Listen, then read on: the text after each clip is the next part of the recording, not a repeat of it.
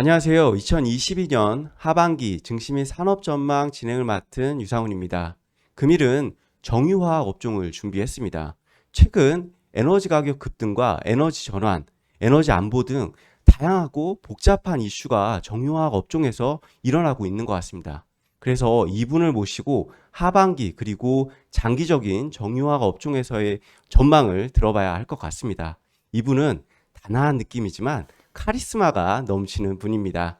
정유화학 업종에 대해서 촌철살인 전망을 말씀해 주실 전유진 연구원님 모셨습니다. 안녕하세요. 네, 안녕하세요. 정유학 담당하는 전유진입니다. 먼저 이 코로나19 이전에는 탄소 중립 관련해서 신재생 에너지가 상당히 이슈가 됐잖아요. 그리고 최근에는 러시아, 우크라이나 사태로 기존 화석 연료 에너지 관련해서 상당히 복잡하고 심각한 에너지 이슈가 진행되고 있는 것 같습니다. 관련해서 이 에너지 전환은 정말 100년에 한 번 나올 만한 이슈잖아요. 에너지 전환 관련해서 먼저 좀 현황 그리고 향후 전망 관련해서 말씀 부탁드립니다. 네, 말씀하신 대로 이제 에너지 가격이 굉장히 이제 중요한 문제가 되고 있고요. 작년만 하더라도 뭐 60불, 70불 하던 유가가 지금은 110불, 120불 이렇게 안착해 있는 상황입니다. 가스도 비수기인데도 굉장히 가격이 높은 상황이고요. 이제 이런 상황들 때문에 이제 친환경을 엄청 외치던 유럽 국가들도 예를 들어서 뭐 독일이나 오스트리아나 프랑스 같은 국가들도 최근에는 이런 것들에 조금 보수적인 이제 입장을 취하면서 오히려 석탄 발전도 쓰겠다라는 뉴스들이 지난주에 좀 나오고 있습니다. 근데 저는 개인적으로 이런 것들이 굉장히 일시적인 움직임이라고 생각하고요. 에너지 전환에 대한 방향성은 결국 바뀌지 않을 거라고 생각합니다. 일단 그렇게 생각하는 데 있어서 에너지 전환의 당위성이라는 거에 대해서 우리가 먼저 고민을 좀 해봐야 될 것 같습니다. 사실 좀 생각해 보시면 15년 파리 기후 협약도 있었고요. 우리가 이 에너지 전환, 뭐 탄소 감축이라는 거에 대해서 본격적으로 얘기를 한 지가 거의 10년이 다 되어 갑니다. 근데 처음에는 뭐 환경, 기후 변화 이런 것들이 좀 주요한 이유였었어요. 근데 이제는 그것보다 조금 더 중요한 당위성 두 가지가 있는 것 같습니다. 하나가 이제 국가들 입장에서 보면 에너지 안보의 필요성이 너무 높아졌다라는 부분이고요. 이번에 러시아 사태를 겪으면서 유럽 국가들한테 에너지 자립도가 얼마나 중요한 건지를 좀 절실하게 깨닫는 계기가 됐을 것 같습니다. 첫 번째 표에서 보시는 것처럼 이제 유럽 국가들이 상당 부분 러시아산 화석연료에 대한 구매를 중단하겠다라고 발표를 하고 있고요. 그럼 당장 이제 대체제를 찾아야 되는데 그런 것들에 대한 것들이 좀 어렵게 진행이 되고 있잖아요. 그러면서 이제 신재생이나 이런 것들에 대한 투자가 조금 더 빨리 진행될 거라고 생각하고요. 결국은 에너지 자립도에 대한 필요성이 첫 번째 에너지 전환의 당위성이 되는 부분인 것 같고요. 또 하나는 비용이랑 관련된 부분입니다. 기업들 입장에서 이 에너지 전환에 대한 대응을 하지 않으면 자꾸 자기 주머니에서 비용을 내야만 합니다. 예를 들어서 이 페이지 좌측 하단에 있는 그림을 보시면 대부분 국가에서 최근 3년 동안 탄소 가격은 굉장히 많이 올라왔습니다. 또 유럽의 탄소 배출권이라고 하는 EUA의 가격도 굉장히 많이 올라와 있는 걸 두 번째 그림에서 보실 수 있고요. 또 한 번쯤은 들어보셨겠지만 유럽은 탄소 국경 조정 제도라는 걸 계속 도입하겠다라고 얘기를 하고 있습니다. 근데 그 시기를 조금 더 앞당기고 있고 범위도 더 넓히고 있습니다. 그러면 대부분의 기업들 입장에서 이 에너지 전환에 대한 대응을 하지 않으면 자꾸 내 주머니에서 비용이 나가는 일이 발생하기 때문에 부담스럽습니다. 그렇기 때문에 어떻게든 에너지 전환에 대한 대응을 할 수밖에 없다라고 생각을 하고요. 결국 요약을 하면 첫 번째는 에너지 자립도의 필요성, 그리고 또 하나는 비용 감축을 위해서라도 에너지 전환에 대한 당위성은 굉장히 높아진 상황이다 이렇게 보고 있습니다. 그렇다면 이 에너지 전환 과정에서 뭐 신재생 에너지로 태양광, 수소, 풍력 등이 거론되고 있고 최근에는 국내에서 다시 원전도 대두되고 있잖아요. 어떤 에너지원을 가장 좀 주목해야 할까요? 네, 뭐 말씀하신 대로 이제 최근에 국내에서는 원전에 대한 관심도도 좀 많이 높아지고 있는 상황입니다. 근데 에너지 전환이라는 거를 좀 생각해 보면 결국 에너지 믹스가 바뀐다라는 말이 될 음, 텐데요. 믹스가 갑자기 화석연료에서 100%다 재생에너지나 원전으로 바뀔 수는 없습니다. 음. 현실적으로 절대 불가능하고요. 결국 적절한 어떤 비중, 구성이라는 걸 좀 갖춰야 할 텐데 3페이지에 있는 첫 번째 그림에서 보시는 것처럼 지난 2020년 기준으로 봤을 때 글로벌 발전원에서 화석연료가 차지하는 비중은 한 60% 정도 됩니다. 이 화석연료의 비중이 점진적으로 무탄소나 저탄소 에너지원으로 좀 바뀌어야 된다고 생각을 하고요. 근데 말씀 앞에서 드렸던 것처럼 탄소도 줄이고 에너지 안보 챙기는 거 좋죠. 근데 이 와중에 만약에 경제성이 안 맞아버리면 사실 아무 의미가 없어지거든요. 그렇기 때문에 이 세 가지 기준을 좀 잡고 접근을 해야 된다라는 생각인 거고, 그래서 이 두 번째 있는 벤 다이어그램에서 보시면 이 세 가지 조건을 다 충족시키는 에너지원은 신재생 에너지 그리고 원전 좀 같이 들어간다고 보고 있습니다. 그래서 신재생 에너지 사실 그 중에서도 풍력보다는 태양광에 조금 더 단기적으로 집중을 해야 된다고 생각을 하고요. 그리고 원전은 중장기적인 입장에서 적어도 글로벌 발전원에서 현재 비중은 유지가 되어야 한다라고 생각을 합니다.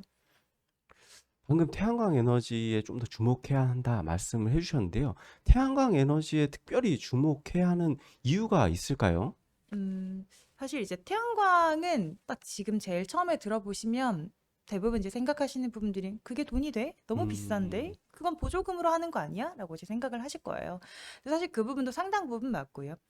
지금까지는 태양광 시장은 뭐 풍력 시장도 마찬가지고요. 대부분 국가에서 RPS 제도를 도입을 한다던가 아니면 보조금을 지급하는 형태로 이 시장을 좀 키워왔었습니다. 근데 앞으로는 국가 주도가 아니라 민간 주도로 이 시장이 좀 확연하게 커질 거라고 생각하고요. 그 중간에 있는 거는 이제 가장 핵심이 이제 PPA 시장이 될 거라고 생각합니다. PPA 시장은 이제 파워 펄추에이즈 어그리먼트라고 해서 전력 구매 계약이라고 생각하시면 되는데요. 예를 들어 신재생 에너지로 발전하는 업체한테 이거를 이제 쓴 기업 같은 곳들이 20년 혹은 뭐 30년 동안 장기로 어떤 고정된 가격으로 전력을 구매하는 계약을 얘기하는 건데요. 이 PPA 시장이 커질 거라고 보는 이유는 두 개가 있습니다. 하나는 이제 아리백 참여가 늘어난다는 거고요. 이 부분부터 먼저 말씀을 좀 드리면 이게 3페이지 있는 이제 그림 아래에 있는 3번이랑 4번 그림인데요. 보시면 최근 3년, 4년 동안 글로벌 뭐 아마존이나 MS나 이런 글로벌 업체들 중심으로 PPA 시장이 굉장히 커졌다라는 걸 보실 수 있습니다. 이거의 가장 큰 이유는 아리백 참여가 늘어났었다는 건데요. 사실 이게 지금 하면 돈이 그렇게 되지는 않습니다. 근데 아리백 참여를 하면 내가 착한 기업이다라는 이미지 메이킹을 음, 어느 정도 할 수가 있었거든요. 근데 지금부터는 착한 기업이 되기 위해서가 아니라 이걸 안 하면 앞에서도 말씀드렸지만 내 주머니에서 자꾸 비용이 나가야 되니까요. 음. 그래서 그런 것들에 대한 대응을 하기 위해서라도 더 많은 업체들이 더 적극적으로 아리백 시장에 참여를 할 거라고 생각하는 게 PPA 시장이 커진다는 첫 번째 이유로 보고 있습니다. 전기 요금이 자꾸 너무 오르고 있습니다. 사실 우리나라야 이제 공기업인 한전에서 어떤 부담을 다 짊어지고 있는 상황이기 때문에 이걸 쓰는 입장에서 크게 부담을 잘 못 느끼실 겁니다. 근데 유럽 같은 경우에는 가스 가격이 올라가는 거에 상당 부분이 다 전기 요금이 흡수가 되고 있고요. 물론 이제 정부들이 나서서 소비세를 90% 넘게 인하한다던가 어떤 부담을 좀 낮춰주곤 있지만 그래도 대부분의 이 천연가스가 올라갔던 것들이 반영이 되고 변동성이 다 커지고 있는 상황입니다. 그러면 전기를 많이 쓰는 기업들 입장에서 봤을 때 이럴 바엔 내가 그냥 PPA 계약을 맺어서 내가 이 지불하는 전기요금을 장기간 동안 고정시키는 게 훨씬 더 낫겠다라는 생각을 하게 될 것 같고요. 그러니까 결국 코스트 헤지 측면에서도 PPA 시장에 참여하는 게 훨씬 더 유리해지는 여건이라고 보여지는 거죠.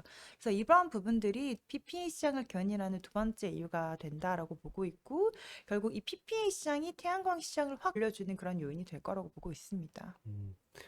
말씀해 주신 내용은 어떤 기업들의 아리백 참여, 그리고 전기요금 상승으로 결국 태양광의 PPA 시장 성장이 태양광 에너지 성장을 이끌 것이다 라는 말씀이시네요. 네, 맞아요. 그래서 이 5페이지에 있는 그림 두 개를 보시면 사실 지난해 말만 하더라도 블룸버그에서 이제 전망했던 글로벌 태양광 수요는 올해는 한 230기가 정도 되고 이제 점진적으로 늘어나면서 2030년은 되어야 거의 300기가가 좀 넘어갈 거다라고 봤었거든요. 근데 최근에 나온 전망치를 보면 그 전망치가 굉장히 상향 조정되었습니다. 그게 오른쪽에 있는 그래프고요.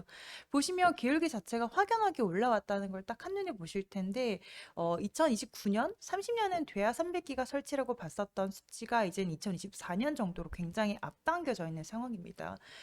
결국 앞에 말씀드렸던 뭐 PPA나 뭐 이런 것들 때문에 태양광 시장이 굉장히 가파르게 성장할 거다라는 거가 글로벌 이제 기관들의 전망도 조금 비슷한 상황인 것 같습니다. 그래서 이런 부분들 때문에 결국 태양광 시장 전반적으로 커지면서 이쪽 밸류체에 있는 업체들한테는 굉장히 좋은 기회가 될 거라고 생각하고요. 국내에서 태양광 업체라고 하면 뭐 대표적으로 하나솔루션, OCI, 뭐 조금 작은 업체들 중에선 현대에너지솔루션 이런 업체들도 있을 텐데 일단 이 모든 태양광 밸류체인 있는 업체들은 좀 긍정적인 여건이라고 보고 있고요. 큐가 늘어나는 거니까요. 근데 그 와중에서 하나솔루션 같은 경우에는 이제 모듈을 이제 미국 시장에서도 좀 굉장히 활발하게 판매하고 있습니다. 실제로 거기 공장도 있고요. 그래서 전체 비즈니스에서 미국 비중이 약 30% 정도 되는 걸로 추정이 되고 있습니다. 미국의 바이든 대통령이 동남아시아에서 수입하는 모듈 관세에 대해서 이제 2년 동안 면제를 하겠다라고 발표를 했습니다. 이런 부분들이 국내 모듈 업체와 중국 업체와의 경쟁 심화로 접근하는 것이 아니라 불확실했었던 요인이 사라지면서 미국 시장 사이즈가 확연하게 커진다라는 걸로 좀 보셔야 될 것 같고 그럼 미국에 대한 비중이 컸었던 하나솔루션 입장에서는 큐가 늘어나는 상황이기 때문에 좀 특히 더 긍정적인 여건으로 볼 수 있지 않을까라고 생각하고 있습니다. 아무래도 태양광 하면은 좀 중국 쪽의 성장이 컸고, 그래서 중국 밸류체인들의 어떤 성장이 가장 좀 컸던 것 같은데, 향후 말씀하신 대로 미국 시장이나 유럽 시장이 커지게 되면 국내 업체인 하나솔루션 같은 업체가 좀 수혜를 받을 수 있다라고 보면 될까요? 네, 저는 그렇게 좀 전망하고 음. 있습니다. 그렇다면 반대로 화석연료 에너지의 운명, 향후 전망은 좀 어떻게 음. 될까요? 화석연료는 사실 이렇게 시간이 지나가면 지나갈수록 당연히 수요가 둔화된다고 보시는 음. 게 저도 그렇고 뭐 차장님도 그렇고 대부분 분들의 이제 생각이실 거예요. 왜냐하면 딱 기본적으로 생각하시는 게 저희 이제 휘발유차가 아니라 뭐 전기차로 많이들 바꾸고 있으시잖아요.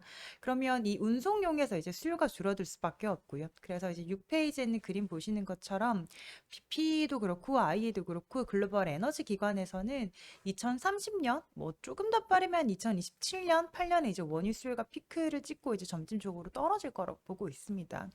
가스 같은 경우에도 2040년 정도에 피크를 찍고 좀 줄어들 거라고 보고 있고요. 결국 중장기적으로 수요가 줄어든다는 거에 대해서는 아무도 의견이 없을 것 같아요. 근데 반대로 말하면 지금부터 5년, 조금 더 길게는 7년, 8년 동안은 수요는 계속 우상향한다라는 말이 되는 거거든요. 이제 세 번째 있는 그림인데요. 이미 14년부터 글로벌 원유나 가스 관련된 투자는 확연하게 줄었습니다.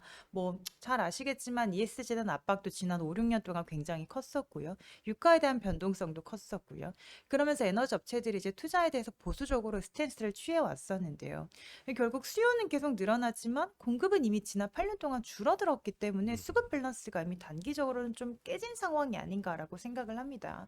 그래서 최근에 아까 앞에서도 잠깐 말씀드렸지만 유가도 세고 가스도 셉니다. 근데 이런 화석연료 가격이 강한 건 2월부터 있었던 러시아 전쟁이 장기화된 이슈도 있겠지만 일단 근본적으로 수급 밸런스가 붕괴됐었다라는 게 가장 큰 이유인 것 같고요. 그러면 바이든 대통령도 미국 에너지 업체들한테 투자 늘려라라고 압박을 하고 있긴 하지만 사실 그러기가 조금 부담스러운 음. 상황이거든요. 왜냐하면 ESG라는 에너지 정책이 아직 바뀌지 않고 있고요. 탄소 비용이라는 건 점점 더 강화될 거고요.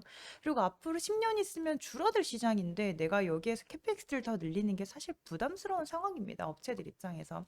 그래서 7페이지는 첫 번째, 두 번째 그림 보시는 것처럼 앞으로 향후 예정되어 있는 원유나 뭐 정유 쪽의 투자도 사실 그렇게 많지는 않습니다. 오히려 조금 더 줄어드는 그림인 거고요. 그래서 단기 내에 이 수급 밸런스가 개선되기도 사실은 좀 어렵지 않나라고 생각을 하고요. 그래서 제목에 적혀 있지만 역설적이긴 하지만 앞으로 2년, 3년 동안은 화석연료가 강세인 사이클일 거라고 보고 있습니다. 음. 그렇다면 앞 서두에 말씀해 주신 대로 에너지 전환은 지속되지만 단기적으로는 화석연료 에너지의 가격 급등이 좀 유지된다라고 봐야 될까요? 네, 굉장히 역설적인 상황이긴 하죠. 화석연료에 대한 수요가 이제 점점 더 줄어들고 신재생 에너지나 뭐 원전이나 뭐 조금 더 장기적으로는 수소나 이런 신에너지원으로 대체가 될 방향성은 너무나 분명하지만요. 음. 지금은 역설적이긴 하지만 좀 잠깐 단기적으로 화석연료가 구조적으로 센 상황이 아닌가라고 생각하고 있습니다. 네. 지금까지 2022년 하반기 증시 산업 전망 정유화학 업종에 대해서 말씀드렸습니다.